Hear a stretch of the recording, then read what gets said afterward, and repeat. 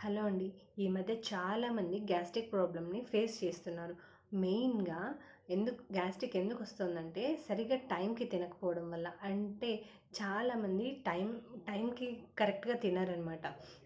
దానివల్ల gastric problem వస్తది. తర్వాత వాటర్ అనేది సరిగ్గా తాగకపోవడం వల్ల కూడా గ్యాస్ట్రిక్ ప్రాబ్లమ్స్ వస్తాయి. తర్వాత స్ట్రెస్ లెవెల్స్ ఎక్కువ అవ్వడం వల్ల కూడా గ్యాస్ట్రిక్ ప్రాబ్లమ్స్ అనేది వస్తాయి.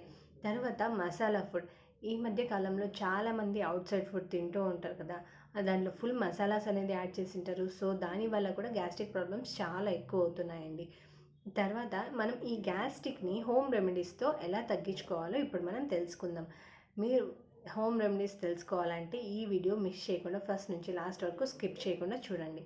ఓకేనా?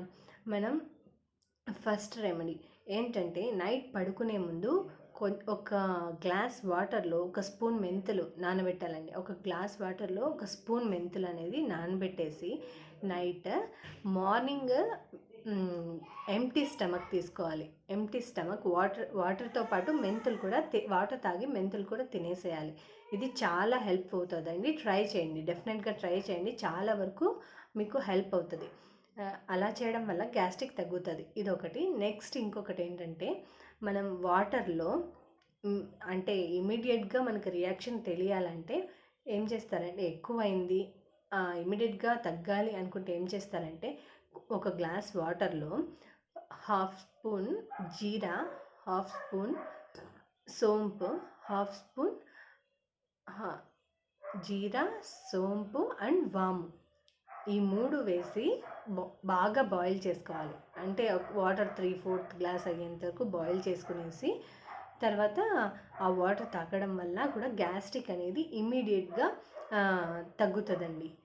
చాలా ఈ ఈ రెమెడీ బాగా వర్క్ అవుతుందండి. తప్పకుండా ట్రై చేయండి.